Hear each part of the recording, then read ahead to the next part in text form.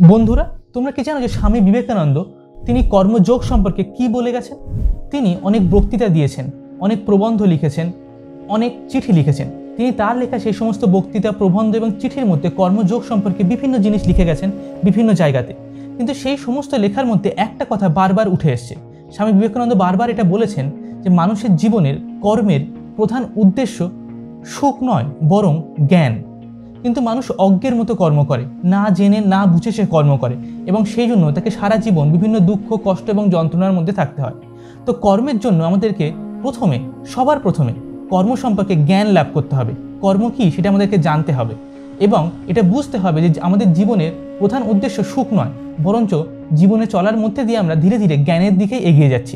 আজকের ভিডিওতে আমরা সেই বিবেকানন্দের সেই সমস্ত বাণী সম্পর্কে, কর্মযোগ বিষয়ে তিনি যা কিছু বলেছেন সেগুলোই আমরা জানবো একটা একটা করে। হ্যালো বন্ধুরা, আমার নাম রুদ্র, আর তোমরা সবাই দেখছো ইউটোপিয়া বাংলা। ইউটোপিয়া বাংলা চ্যানেলে আমরা সাধারণত তিনটে টপিক নিয়ে আলোচনা করি। একদিকে হলো আমাদের ফিলোসফি, অন্যদিকে আমরা স্পিরিচুয়ালিটি, এবং এর সাথে সাথে আমরা লিটারেচার নিয়ে আলোচনা করি। এই ফিলোসফি, স্পিরিচুয়ালিটি, লিটারেচার, এই তিনটে টপিক হচ্ছে আমাদের এই ইউটোপিয়া বাংলা চ্যানেলের তিনটে প্রধান প্রিলাল। যদি তোমাদের এই সমস্ত বিষয় ভালো লেগে থাকে, যদি তোমাদের এই সমস্ত বিষয়ে জ্ঞান অর্জন করতে অনেক ভালো লাগে এবং এই সমস্ত জ্ঞানকে কাজে লাগিয়ে নিজের জীবনকে ইমপ্রুভ করতে চাও, তাহলে আমাদের চ্যানেলটা সাবস্ক্রাইব করতে একদম ভুলো না, এবং নিচে কমেন্ট সেকশনে লিখে জানিও যে আজকের ভিডিওতে তোমাদের কেমন লেগেছে। তো শুরু করা যাক। এই কর্ম শব্দের মানে কি? এই কর্ম শব্দটা সংস্কৃত কৃ ধাতু থেকে এসছে, যার অর্থ হচ্ছে কাজ করা, বা কোনো একটা জিনিস, কোনো একটা কাজ বা কোনো একটা কর্ম করা। আর সেই তার পরিভাষিক অর্থ হচ্ছে কর্মফল, অর্থাৎ কোনো একটা কাজ যা আমরা আগে করেছি তার ফলাফল, সেটাই হচ্ছে কি কর্মফল। এই কর্মফল স্বামী বিবেকানন্দের মতে দুই রকম হতে পারে। আমরা সুখ অনুভব করতে পারি বা দুঃখ অনুভব করতে পারি, কিন্তু তিনি বলছেন সুখ এবং দুঃখ দুটোই আমাদের জীবনের চরম শিক্ষক। আমাদেরকে কর্ম সম্পর্কে কোনো না কোনো জিনিস শিখিয়ে দেয়, কোনো না কোনো জিনিস আমাদেরকে শিক্ষা দেয়। এবং সুখ এবং দুঃখ যখন দুটোই আমাদের শিক্ষক, তখন সুখের তুলনায় দুঃখই আমাদেরকে যেন বেশি শিক্ষা দেয়। একজন ধনী ব্যক্তি এবং একজন দরিদ্র ব্যক্তি দুজনেই জীবনে শিক্ষা পায়, কিন্তু ধন ঐশ্বর্য অপেক্ষা দারিদ্রতায় যেন আমাদেরকে অনেক বেশি শিক্ষা দেয়। কেউ প্রশংসা করলেও আমাদের শিক্ষা দেয়, কেউ নিন্দা করলেও আমাদেরকে শিক্ষা পাই আমরা, কিন্তু প্রশংসা অপেক্ষা যেন নিন্দায় আমাদেরকে অনেক বেশি শিক্ষা দেয়। তো জীবনে সুখ অনুভূতির থেকে দুঃখ আমাদেরকে অনেক বেশি শিক্ষা দেয়, বেশি চরম আমাদেরকে জ্ঞান লাভ করতে সাহায্য করে। এই জ্ঞান মানুষের মনের অন্তর্নিহিত একটা সত্তা। অর্থাৎ স্বামী বিবেকানন্দ বলছেন যে আইজ্যাক নিউটন যখন তিনি গাছ থেকে আপেল পড়ার পরে মাধ্যাকর্ষণ শক্তি আবিষ্কার করলেন, প্রকৃতপক্ষে সেই মাধ্যাকর্ষণ শক্তিটা কিন্তু ওই আপেলের মধ্যে বা ওই গাছের মধ্যে সন্নিহিত অবস্থায় ছিল না, বরঞ্চ আইজ্যাক নিউটনের মস্তিষ্ক বা তার চেতনার মধ্যে ছিল। সে কী করলো, ধীরে ধীরে সেই ঘটনার দ্বারা তার মনে একটা উদ্দীপনা বা একটা সাড়া তৈরি হয়েছে। সেই ঘটনাটা তার মনে একটা আঘাত তৈরি করেছে। সেই আঘাত থেকে সে বিভিন্ন চিন্তার দ্বারা তার একটা শৃঙ্খলে সাজানোর চেষ্টা করেছে। ধীরে ধীরে সে নিজের গভীরে গেছে এবং সেখানে সে আবিষ্কার করেছে মাধ্যাকর্ষণ শক্তি।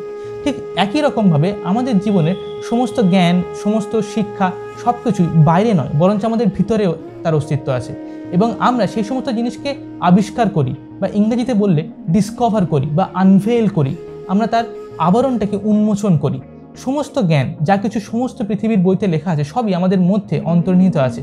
সেই বাইরের বই, সেই বাইরের এক্সপেরিমেন্ট, সেই ল্যাবরেটরি, সেই স্কুল, সেই কলেজ, ইউনিভার্সিটি, এই সব কিছু আমাদেরকে বাইরে থেকে একটা উদ্দীপনা তৈরি করছে, আমাদের মধ্যে একটা উত্তেজনা তৈরি করছে, একটা সাড়া তৈরি করছে, যেখানে আমরা নিজের ভেতরে যাই, গিয়ে সেখান থেকে আমরা বিভিন্ন জিনিসকে আবিষ্কার করার মাধ্যমে সেই জ্ঞানটাকে যেন অর্জন করি। সেই জন্য আমাদের মন হচ্ছে সবসময় একটা অধ্যয়ন করার বিষয়, যাকে পড়াশুনো করে, দেখে, শুনে, বুঝে সেটাকে জানার একটা বিষয়। বাইরের জগৎকে যেমন আমরা জানি, ঠিক তেমনই আমাদের মনও সে একটা জানার একটা বিষয়। কিন্তু আমরা সবসময় বাইরের জগতে মন দিয়ে থাকি, কারণ আমরা মনে করি সমস্ত কিছু বাইরের জগতেই ঘটছে। কিন্তু একটু আগে আমরা দেখলাম কি বাইরের জগতের সমস্ত ঘটনা আমাদের মনে উদ্দীপনা তৈরি করে, একটা সাড়া তৈরি করে, এবং অ্যাকচুয়াল ঘটনাগুলো সেই মনের ভিতরেই ঘটছে। তো সেই মনের ভিতরের অংশটাকে আমাদেরকে আবিষ্কার করতে হবে এবং সেখানে ধীরে ধীরে আনভেল করতে হবে জ্ঞানের যে উৎস সেগুলোকে। আমাদের সকল যে ভাব, যে কার্য এবং মনের যে চিন্তা, সেই সবগুলো এই একই রূপে। আমরা মনে করি যে আমরা কার্য করছি যখন শারীরিকভাবে, সেই অবস্থাটা শুধুমাত্র কার্য, এমনটা নয়, বরঞ্চ সব কিছুই কর্ম। আমাদের মনে যা কিছু ঘটনা ঘটছে সেই প্রত্যেকটা জিনিসই এক একটা কর্ম। আমরা কোনো কথা বলছি, আমরা চোখ দিয়ে কিছু দেখছি, কানে কিছু শুনছি, সব কিছুই কর্ম।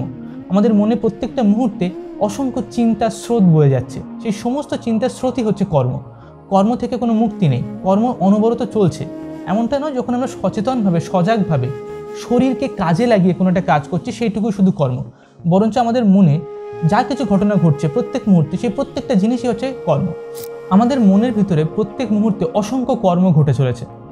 ধরে নেওয়া যাক একটা সমুদ্র আছে, সেই সমুদ্রের তটে কোনো একটা পাথর আছে এবং সেই পাথরের গায়ে সমুদ্রের অনেক ঢেউ বা অনেক তরঙ্গ এসে ধাক্কা লাগছে, যার ফলে বিভিন্ন জলকণা তার মধ্যে থেকে ছিটকে ছিটকে যাচ্ছে এবং একটা আওয়াজ সৃষ্টি হচ্ছে, একটা শব্দ তৈরি হচ্ছে। কিন্তু আমরা শুধুমাত্র সেই সমস্ত যে জলকণা, জলবিন্দু, এক এক জলবিন্দুর যে আঘাত, তার শব্দ বা তার কোনো আওয়াজ আমরা শুনতে পাই না। সেই তরঙ্গের যে ধাক্কা হচ্ছে এক একটা জলকণার, তার কোনো শব্দ আমরা শুনতে পাই না। সেই সমস্ত জলকণা, সেই সমস্ত কিছু মিলিয়ে যে তরঙ্গের যে ধাক্কাটা লাগছে পাথরের উপরে, সবটুকু মিলিয়ে আমরা একটা শব্দ শুনতে পাই।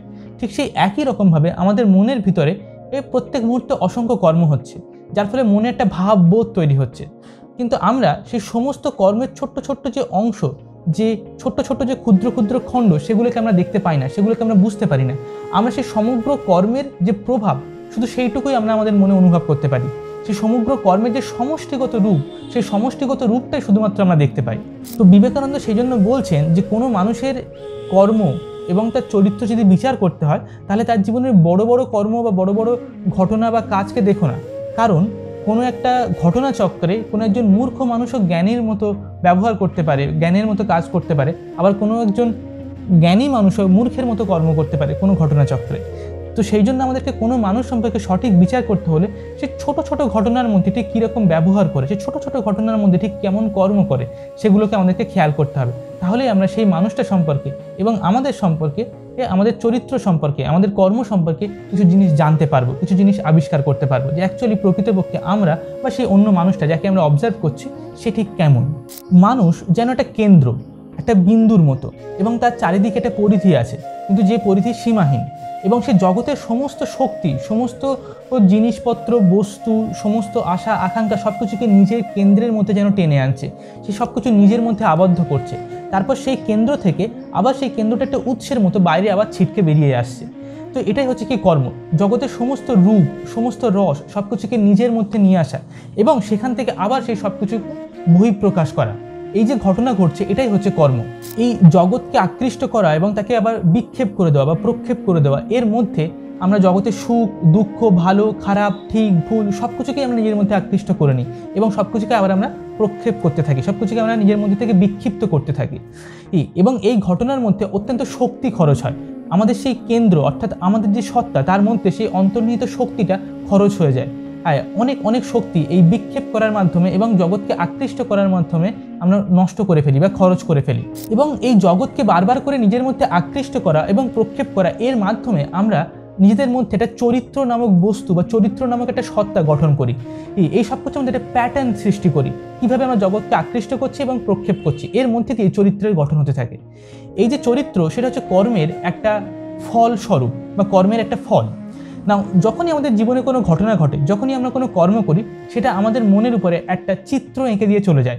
অর্থাৎ আমাদের মন একটা সাদা ব্ল্যাঙ্ক পেপারের মতো, তার উপরে কোনো একটা কর্ম বা কোনো একটা ঘটনা আমাদের জীবনে আসছে এবং সেটা একটা প্রভাব বা একটা ছাপ রেখে আবার সেটা চলে যাচ্ছে। এই যে বারবার করে আমাদের মনের মধ্যে কোনো একটা প্রভাব পড়ছে বা কোনো একটা ছাপ পড়ছে, এই সমস্ত চিত্রের একটা সমষ্টিই হচ্ছে কি আমাদের চরিত্র। এই সমস্ত প্রভাবে যে সমষ্টিগত রূপ, সেটাই হচ্ছে কি আমাদের চরিত্র। আমরা যত প্রকার কর্ম করি, সেই সমস্ত কর্মই ওই আমাদের চিন্তা থেকে প্রসূত হয়। অর্থাৎ সমস্ত কিছু আমরা আগে কখনো না কখনো চিন্তা করেছি এবং সেই চিন্তার ফলস্বরূপে কর্মটা আসছে। চারিদিকে আমরা যে বড় বড় বিল্ডিং দেখতে পাচ্ছি, মোবাইল ফোন দেখতে পাচ্ছি, ল্যাপটপ দেখতে পাচ্ছি, এত বড় বড় ইন্ডাস্ট্রি, এই যে সমাজ, দেশ, জাতি, রাজ্য, এই জামা কাপড়, সমস্ত যে বস্তু, এই সমস্ত কিছু, বড় বড় জাহাজ তৈরি হচ্ছে, প্লেন তৈরি হচ্ছে, যা কিছু আমরা দেখছি, সেই সব কিছু আমাদের মনে আগে চিন্তার রূপে ছিল। অর্থাৎ মনের ভিতরে, চেতনার মধ্যে কতগুলো চিন্তার রূপে এটার আবির্ভাব হয়। পরবর্তীকালে সেই চিন্তাগুলোই ধীরে ধীরে বাস্তবে রূপান্তর হয়। তো সমস্ত শক্তি সেই চিন্তার মধ্যে থেকে বাস্তবে রূপান্তরিত হচ্ছে বারবার করে। সেই চিন্তাই হচ্ছে আমাদের প্রকৃত কর্ম। সেই চিন্তা যে মুহূর্তে শুরু হচ্ছে, সেখান থেকে আমাদের কর্ম শুরু হচ্ছে। সেই চিন্তাই হচ্ছে আমাদের কর্মের প্রকৃত স্বরূপ। এই জগতের চিরাচরিত নিয়ম হচ্ছে যে সব কিছুই আমাদেরকে উপার্জন করে নিতে হয়। উপার্জন না করলে কেউ কোনো কিছু পায় না। না, এই উপার্জন করার জন্য আমাদেরকে যোগ্য হয়ে উঠতে হয়। কোনো একজন মানুষ, সে হয়তো সারা জীবন ধরে ধনী হওয়ার চেষ্টা করছে, টাকা পয়সা রোজগারের চেষ্টা করছে, সে বিভিন্ন রকম চালাকি করে, চতুরি করে, অন্য মানুষকে ঠকিয়ে অনেক টাকা উপার্জন করলো, কিন্তু শেষমেশ সে জীবনের শেষে সেটা বুঝতে পারে যে সে অ্যাকচুয়ালি প্রকৃতপক্ষে ধনী হওয়ার যোগ্যই নয়। কোনো একজন মানুষ সে হয়তো তার বাড়িতে একটা আলমারিতে অনেক সাজিয়ে অনেক বই কিনে রাখতে পারে, সেই বইগুলোকে কিনে অনেক হাজার হাজার বই সে সাজিয়ে রেখে দিয়েছে, কিন্তু সে তার মধ্যে শুধুমাত্র সেই বইগুলোই পড়তে পারবে যে বইগুলো পড়ার জন্য সে যোগ্য। আমাদেরকে সেই যোগ্যতা অর্জন করতে হয়, আমাদেরকে সেই বইগুলো পড়ার জন্য নিজেকে উপার্জন করতে হয়। যতটুকু পরিমাণে আমরা যোগ্য হতে পারবো ততটুকু জিনিসই আমরা জগৎ থেকে পাবো। আর এই যোগ্যতা নির্ভর করে আমাদের কর্মের উপরে।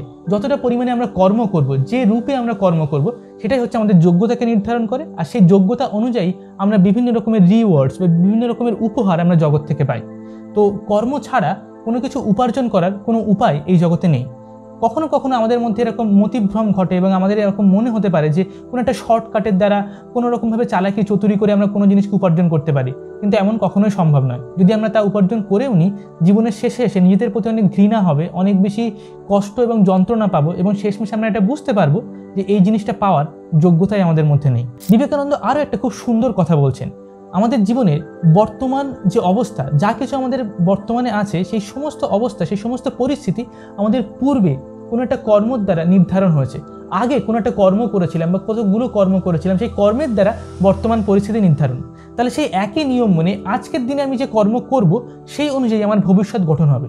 তাহলে আমি সেই সমস্ত কিছু হতে পারি বা সেই সমস্ত কিছু করতে পারি যা কিছু অ্যাকচুয়ালি আমরা প্রকৃতপক্ষে হতে চাই, যা কিছু আমরা প্রকৃতপক্ষে করতে চাই। শুধুমাত্র আমাদের আগে যে কর্মগুলো করেছি সেগুলোকে বাদ দিয়ে আমাদেরকে অন্য কর্ম করতে হবে। যা কিছু আমরা হতে চাই বা যা কিছু আমরা করতে চাই, যা কিছুর জন্য আমরা যোগ্য হয়ে উঠতে চাই, সেই অনুযায়ী আমাদেরকে বর্তমানে কর্ম করতে হবে। তাহলে পুরানো কর্ম যদি আমাদের বর্তমানকে নির্ধারণ করে, তাহলে বর্তমান কর্ম আমাদেরকে ভবিষ্যৎকে নির্ধারণ করবে। আর প্রত্যেকটা মানুষের মধ্যেই অন্তর্নিহিত অনেক শক্তি এবং জ্ঞান লুকিয়ে আছে। কর্মের মাধ্যমে সেই শক্তিকে প্রকাশ করা, নিজের ভেতরে যাওয়া এবং সেই শক্তি এবং সেই জ্ঞানকে আবিষ্কার করা, আনভেল করা, এবং তারপর ধীরে ধীরে সেই শক্তি এবং সেই জ্ঞানকে জগতের মধ্যে প্রকাশ করা, এটাই হচ্ছে কর্মের প্রধান গঠন প্রণালী। কর্ম করলেই যে আমরা সেই সমস্ত জিনিস হতে পারবো বা সেই সমস্ত বিষয়ের জন্য যোগ্য হয়ে উঠতে পারবো যা কিছু আমরা জীবনে চাই, এমনটা মোটেই নয়। কারণ শক্তির অপব্যবহার বলেও একটা শব্দ আছে, শক্তির অপচয় বা শক্তির ক্ষয় বলেও একটা শব্দ আছে। অর্থাৎ যে কোনো কর্ম করলেই যে আমরা সেই সব কিছু পেয়ে যাবো যা কিছু আমরা পেতে চাই, বা জীবনে যে স্তরে আমরা অবতীর্ণ হতে চাই সেই স্তরে আমরা পৌঁছাতে পারবো, এমনটা মোটেই নয়। তো সেই সঠিক রূপে, সঠিক পদ্ধতিতে যদি আমরা কর্ম করি, তবেই আমরা সেটা অ্যাচিভ করতে পারবো, তবেই আমরা সেই জিনিসটাকে আমরা আমাদের জীবনে আবিষ্কার করতে পারবো। না, এই যে সঠিক রূপে কর্ম করা, এটাই হচ্ছে কর্মযোগের প্রধান বিষয়। এই কর্মের যে গঠন প্রণালী, কর্মের যে গঠন রূপ, এই যে সঠিক পদ্ধতিতে কর্ম করা, সেটাই হচ্ছে কর্মযোগ আমাদেরকে শেখায়। এবং সেটা কি? সেটা হচ্ছে কি আমাদের মধ্যে অন্তর্নিহিত শক্তি এবং জ্ঞান, সেটাকে জগতে প্রকাশ করতে থাকা, ধীরে ধীরে সেটাকে জগতে আবির্ভাব করা বা সেটাকে জগতের মধ্যে ব্যবহার করা অন্য মানুষের ভালোর জন্য, সমাজের, দেশের, নিজের পরিবারের, নিজের সংসারে এবং অন্য সমস্ত মানুষের ভালোর জন্য সেই শক্তিটাকে এবং সেই জ্ঞানটাকে ব্যবহার করতে থাকা। এটাই হচ্ছে কর্মের প্রধান বৈশিষ্ট্য বা কর্মের প্রধান রূপ হচ্ছে এটাই। এবং কর্ম শুরু হচ্ছে কখন? যখন আমরা চিন্তা করছি। প্রত্যেক মুহূর্তে আমরা যে চিন্তা আমাদের মনের মধ্যে তৈরি হচ্ছে, সেখানেই কর্মের সৃষ্টি হচ্ছে। তো সেখানে যদি আমরা ভালো এবং সঠিক চিন্তা না করি, তাহলে আমাদের মুখ থেকে খারাপ কথা বা অনেক বাজে কথা, বাজে জিনিস বার হবে এবং আমাদের কর্মের মধ্যে সেই জিনিসগুলো প্রভাব পড়তে থাকবে। ধীরে ধীরে আমরা জীবনে একটা পথ থেকে সরে গিয়ে অন্য পথের দিকে পরিচালনা হয়ে যাব। এবং সেজন্য আমাদেরকে অনেক নতুন এবং অনেক ভালো ভালো এবং সুন্দর সুন্দর চিন্তার দরকার, যে চিন্তাগুলোকে আমরা অভ্যাস করতে পারবো এবং যে চিন্তাগুলো আমাদেরকে ধীরে ধীরে আমাদের বর্তমান কর্মটাকে নির্ধারণ করবে, যাতে করে সেই কর্মের মধ্যে দিয়ে আমরা ভবিষ্যতে ঠিক সেই জায়গাতে অবতীর্ণ হই যে জায়গাতে আমরা যেন অবতীর্ণ হতে চাই। মানুষ কর্ম করে বিভিন্ন কারণে। কেউ কর্ম করে টাকা পয়সা রোজগারের জন্য, কেউ কর্ম করে মান সম্মান পাওয়ার জন্য, কেউ কর্ম করে নাম যশ প্রতিপত্তি এসবের জন্য, কেউ আবার কর্ম করে মৃত্যুর পর স্বর্গে যাওয়ার জন্য, কেউ কর্ম করে অন্য মানুষের কাছে, দেশের কাছে তার মৃত্যুর পর যেন কোনো একটা লেগেসি বা কোনো একটা স্মৃতি সে ছেড়ে যেতে পারে সেজন্য। কিন্তু প্রকৃত কর্মের রূপ এমনটা কখনোই নয়। প্রকৃত কর্ম হচ্ছে যখন আমরা সম্পূর্ণরূপে, সম্পূর্ণভাবে, নিঃস্বার্থভাবে আমরা যখন কোনো একটা কর্ম করি, তখনই আমাদের সেই কর্মের প্রকৃত শক্তিটা আমরা জগতে প্রকাশ করতে সমর্থ হই বা প্রকৃত শক্তিটা আমরা জগতে সঠিক রূপে আমরা প্রকাশ করতে পারি। যদি কোনো মানুষ নাম যশ প্রতিপত্তি টাকা সম্মান এসবের জন্য কর্ম করে, তার মানে সেটা খারাপ এমনটা নয়, কিন্তু আমাদেরকে ধীরে ধীরে এই জিনিসটা উপলব্ধি করতে হবে এবং এটা বুঝতে হবে যে এই সমস্ত জিনিস, নাম যশ টাকা প্রতিপত্তি সম্মান বা অন্য যে কোনো বিষয়, স্বর্গে যাওয়ার বাসনা বা অন্য মানুষের কাছে ভালো হওয়ার ইচ্ছা, এই সমস্ত কিছু আমাদের কর্মের যে বিশুদ্ধতা তার বিরুদ্ধে একটা বাধার সৃষ্টি করে। তো সেই জিনিসগুলোকে একটু একটু করে আমাদের মন থেকে সরিয়ে ফেলতে হবে এবং কর্মকে করতে হবে শুধুমাত্র কর্মের জন্যই, কর্ম ফর ইটস ওন সেক, অর্থাৎ কর্ম তার নিজের জন্য, একদম সম্পূর্ণরূপে নিঃস্বার্থভাবে। কিন্তু এরকমভাবে কর্ম করা অত্যন্ত কঠিন কাজ, সম্পূর্ণ নিঃস্বার্থভাবে যদি আমরা কর্ম করতে চাই। তো সেই জন্য আমাদেরকে শুরু করার সময় সবার প্রথমে আমাদেরকে অনেক ছোটো ছোটো স্টেপস নিতে হবে। যেমন ধরা যাক, আপনি হয়তো বসে আছেন কোথাও, আপনার কোনো বন্ধু বা কেউ একজন আপনার পরিচিত, সে একটা জলের বোতল চাইলো, আপনি পাশে বসে আছেন, আপনার কাছে জলের বোতল আছে, তো আপনি সেটাকে দিয়ে দিলেন, তাকে উঠতে হলো না। এটা একটা ছোট্ট অ্যাক্টিভিটি, এটার মধ্যে আপনি স্বার্থকে বেশিভাবে যোগ করতে পারবেন না। তো এরকম ছোট ছোট ঘটনার মধ্যে, বা হয়তো আপনি লিফটে কোথাও যাচ্ছেন অফিসে, তো আপনি দেখলেন কেউ একজন ছুটে আসছে, তো আপনি লিফটের দরজাটা বন্ধ হওয়া থেকে আটকে দিলেন, তাহলে কি এখানে আপনি সম্পূর্ণরূপে নিঃস্বার্থ হতে পারবেন। তো ছোট ছোট ঘটনার মধ্যে আপনি নিঃস্বার্থ হওয়ার চেষ্টা করুন, ছোট ছোট ঘটনার মধ্যে নিঃস্বার্থতা প্রকাশ করার চেষ্টা করুন, বা নিজের মনের ভিতরে কোনো ছোট ছোট চিন্তার মধ্যে সম্পূর্ণরূপে নিঃস্বার্থ চিন্তা বা সম্পূর্ণরূপে অন্য মানুষের ভালোর জন্য চিন্তা সৃষ্টি করার চেষ্টা করুন। কেউ হয়তো আপনার কোনোটা সাহায্য করলো বা অন্য মানুষের সাহায্য করলো, আপনি সেটা দেখলেন, আপনি মনে মনে সেটা সম্পর্কে ভালো চিন্তা করুন বা তার সম্পর্কে প্রশংসা করুন, তাকে গ্র্যাটিটিউড ফিল করুন, ভালো ফিল করুন, অনুভব করুন। তাহলে কি হলো, আপনার মনের মধ্যে যে চিন্তার বা কর্মের যে রূপটা চলছে, সেখানে আপনি ছোট্ট ছোট্ট স্তরে আপনি সম্পূর্ণরূপে নিঃস্বার্থ কর্মের সৃষ্টি করছেন, নিঃস্বার্থ কর্মকে অভ্যাস করছেন। প্রথমে যদি আপনি আপনার জীবনের প্রধান উদ্দেশ্যকে সম্পূর্ণরূপে নিঃস্বার্থ করতে চান, তাহলে কিন্তু আপনি ব্যর্থ হবেন। ওই জন্য প্রথমে ছোট ছোট রূপে, ছোট ছোট কর্মের মাধ্যমে, দিনে 2, 1, 3টে কর্মের মধ্যে আপনি নিঃস্বার্থ কর্ম অভ্যাস করুন। চিন্তার মধ্যে নিঃস্বার্থ চিন্তা বা কর্ম যখন চিন্তা রূপে আমাদের মধ্যে উঠে আসে, সেই অবস্থায় নিঃস্বার্থ চিন্তা আপনি অভ্যাস করুন, অন্য মানুষের ভালোর জন্য, নিজের ভালোর জন্য। ও গ্র্যাটিটিউড প্র্যাকটিস করুন বা থ্যাঙ্কফুলনেস প্র্যাকটিস করুন। পৃথিবীতে এমন অনেক মানুষ আছে যারা কর্ম করে শুধুমাত্র কর্মের জন্য, যারা নাম, যশ, টাকা, অর্থ, সম্মান বা মৃত্যুর পর স্বর্গে যাওয়া, এসবের কোনো লোভ তাদের নেই। তারা শুধুমাত্র কর্ম করে অন্য মানুষের ভালোর জন্য, নিজের ভালোর জন্য এবং সবার ভালোর জন্য। তারা সম্পূর্ণ রূপে এবং প্রত্যেকটা মুহূর্তেই এই অবস্থাতেই থাকে। তাদের সমস্ত কর্ম, প্রত্যেকটা কর্মতে যখন আমরা ইনিশিয়েশন নিই বা প্রত্যেকটা কাজ যখন আমরা শুরু করি, তখন আমাদের মনে যেন সেই রকম ভাববোধ থাকে যে এই কর্মের দ্বারা সমস্ত মানুষের সমস্ত রূপে শুধুমাত্র ভালোই হয়। এই রকমভাবে যখন আমরা অভ্যাস করতে থাকবো, তখন আমরা কর্মের যে প্রকৃত গঠন প্রণালী বা গঠন রূপ, তার মধ্যে আমরা নিজেদের চরিত্রকে তৈরি করছি, তার মধ্যে দিয়ে আমাদের চরিত্রটাকে আমরা রিবিল্ড করছি বা পুনরায় গঠন করছি। তো আমরা যদি সম্পূর্ণ নিঃস্বার্থ রূপে কর্ম করি, তাহলে কি আমরা জীবনে কোনো কিছুই অর্জন করবো না বা কোনো কিছুই কি পাবো না? যে নাম যশের জন্য বা টাকা পয়সার জন্য বা সম্মানের জন্য অনেক কর্ম করছে বা কাজ করছে, তার ব্যবসা করছে, সে পড়াশুনো করছে বা কোনো এন্ট্রান্স এক্সাম দিচ্ছে, যা কিছু করছে, তাহলে সে জীবনের অনেক পরবর্তীকালে, অনেক ভবিষ্যতে গিয়ে সে সেই জিনিসটাকে অর্জন করবে। কিন্তু যে মানুষটা সম্পূর্ণ নিঃস্বার্থ রূপে কর্ম করছে, সে কি কিছুই পাবে না জীবনে? সে যদি কিছুই অর্জন করার জন্য না চায়, তাহলে হ্যাঁ, অবশ্যই সে পাবে এবং সে অন্য সবার থেকে অনেক বেশি কিছুই পাবে। কিন্তু সেই নিঃস্বার্থ রূপে কর্ম করার মধ্যে দিয়ে সে যে বেশি কিছু পাচ্ছে, সেটা সেই কর্মের মধ্যে দিয়ে শুধুমাত্র পাওয়া সম্ভব। তখন সে তার নিজের মধ্যে, অন্তর্নিহিত সত্তার মধ্যে এক অত্যন্ত গভীর শক্তি এবং জ্ঞানের একটা উৎসকে সে খুঁজে পায়। তার মধ্যে দিয়ে সে অনেক অনেক বেশি জিনিসকে অর্জন করতে পারে। তার মধ্যে দিয়ে সে শুধুমাত্র নিজে নয়, বরঞ্চ তার দ্বারা সমাজের এবং দেশের আরও অনেক মানুষ অনেক কিছু অর্জন করতে পারে। তো যে সম্পূর্ণ নিঃস্বার্থরূপে কর্ম করছে, সে প্রকৃতপক্ষে আরও অনেক বেশি কিছু পাবে বাকি সবার থেকে। কিন্তু সেই বেশি কিছু পাওয়ার লোভে যেন আমরা কখনোই কর্ম না করি।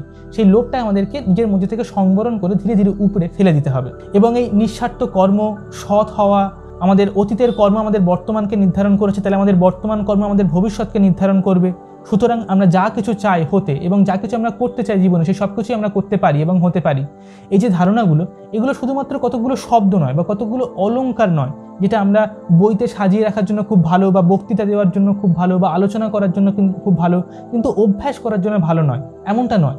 এগুলো প্রকৃতপক্ষে বাস্তবে এই জগতে, এই গাছপালা, পশু পাখি, আমাদের মধ্যে যে চেতনা, বোধ, অনুভূতি, আমাদের অতীত, এই গ্রহ, নক্ষত্র, উপগ্রহ, এই সব কিছুর মধ্যে একটা নিয়ম বা একটা রুল, যে মানুষ প্রকৃতপক্ষে বা একটা প্রিন্সিপালের মতো, যেমন গ্র্যাভিটেশন ল একটা রুল বা একটা প্রিন্সিপাল, ঠিক তেমনই যে মানুষ সম্পূর্ণ নিঃস্বার্থ রূপে কর্ম করছে এবং যে কর্মের গঠন রূপ বা গঠন প্রণালীকে জেনে সঠিক পদ্ধতিতে কর্ম করছে, সে সত্যিই ভবিষ্যতে সেই সমস্ত কিছু অর্জন করতে পারে যা কিছু সে অর্জন করতে চান।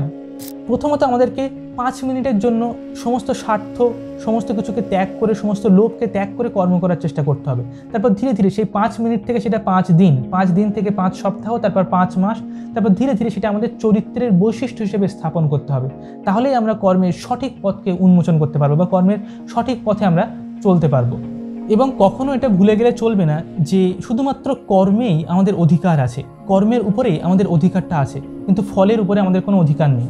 তাহলে শুধুমাত্র কর্মই করতে হবে এবং ফলাফলের সম্পর্কে চিন্তা করতে হবে না।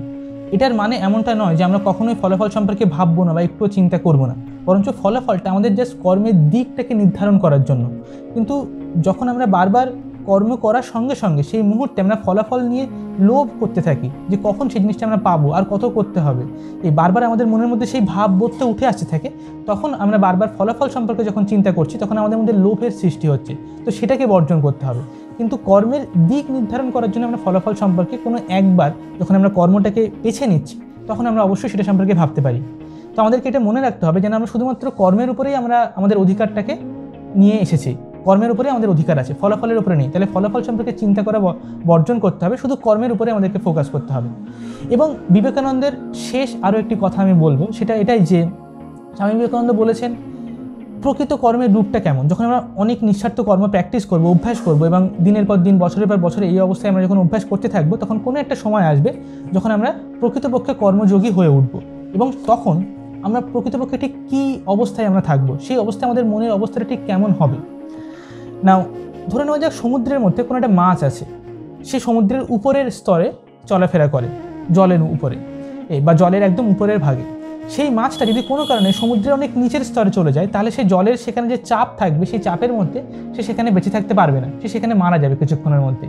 আবার ঠিক একই রকমভাবে সমুদ্রের অনেক গভীরে যে মাছরা বেঁচে আছে, সেই মাছ যদি ধীরে ধীরে কোনো কারণে জলের উপরের স্তরে চলে আসে এবং সে সেখানে বেশিক্ষণ থাকে, তাহলে সে বেঁচে থাকতে পারবে না, সে সেখানে মারা যাবে। ঠিক একই রকমভাবে আমাদের জীবনটাও বা আমাদের মানুষের যে চরিত্রটাও গঠন হয়। কোনো একজন মানুষ যে সংসার জীবনে আছে, চারিদিকে কোলাহল, বিভিন্ন রকমের রূপ, বিভিন্ন রকমের রং, সব কিছু চলাফেরা করছে, সে যদি কোনো কারণে তাকে কোনো একটা নির্জন জঙ্গলের মধ্যে থাকতে বলা হয়, তাহলে সে সেখানে থাকতে পারবে না। এত নিস্তব্ধতা, এত নির্জনতা সে সহ্য করতে পারবে না, তার মনটা বিকৃত হয়ে যাবে, সে হয়তো পাগল হয়ে যাবে। আবার ঠিক একই রকমভাবে কোনো একজন মানুষ যে সবসময় নির্জন অবস্থাতে থাকে, গুহার মধ্যে থাকে বা জঙ্গলে থাকে, সবসময় একটা নিস্তব্ধতার মধ্যে থাকে, সে যদি সমাজের মধ্যে চলে আসে এবং সেখানে সে অনেক দিন যাপন করতে শুরু করে, তাহলে সেও পাগল হয়ে যাবে। কারণ এত কোলাহল তার মন সহ্য করতে পারবে না। চারিদিকে এত গাড়ি ঘোড়ার আওয়াজ, এত কিছু ঘটনা ঘটছে, মানুষ এত কথা বলছে, সেই সব কিছু সে তখন সহ্য করতে পারবে না। কিন্তু প্রকৃত কর্মযোগী হচ্ছে সেই যে এই কোলাহলের মধ্যে থাকবে, কিন্তু তার মনের চেতনাটা থাকবে যেন অত্যন্ত নির্জন এবং নিস্তব্ধ অবস্থায়, যেন সে কোনো জঙ্গলে বা কোনো গুহার মধ্যে আছে। এবং যখন সে প্রকৃতপক্ষে জঙ্গলে এবং গুহার মধ্যে থাকবে, সে তার মনের মধ্যে একটা কোলাহলকে চালনা করতে পারবে। সে মনের ভিতরে অনেক তেজ এবং অনেক ঘটনার দ্বারা, অনেক কর্মের দ্বারা একটা ঝড়ের মতো সে কাজ করতে পারবে। তো এই যে প্যারাডক্স, যখন আমরা অত্যন্ত সমাজের মধ্যে বা সংসারের মধ্যে আছি, তখন আমাদের মন থাকবে অত্যন্ত নির্জন। আবার যখন আমরা কোনো নির্জন স্থলে আছি বা নির্জন জায়গাতে আছি, তখন আমাদের মন থাকবে কর্মরত। এটাই হচ্ছে কর্মযোগের প্রধান উদ্দেশ্য, এই অবস্থাতে অবতীর্ণ হওয়া। এবং এটাই হচ্ছে কর্মযোগের প্রধান বিষয়, যেটা আমাদেরকে অভ্যাস করতে হবে। আশা করি তোমাদের সবার এই ভিডিওটা অনেক বেশি ভালো লেগেছে, অনেক কিছু নতুন জানতে পেরেছো কর্মযোগ সম্পর্কে বা কর্ম কীভাবে করতে হয় সেই সম্পর্কে। তো তোমাদের ভিডিওটা কেমন লেগেছে বা কতটা ভালো লেগেছে সেটা নিচে কমেন্ট সেকশনে লিখে জানাও, এবং পরবর্তী কোন টপিকের উপরে ভিডিও পেতে চাও সেটাও লিখে জানাও। ওকে, আজকের জন্য এতটুকুই। নেক্সট ভিডিওতে আবার দেখা হবে। চলো, টাটা।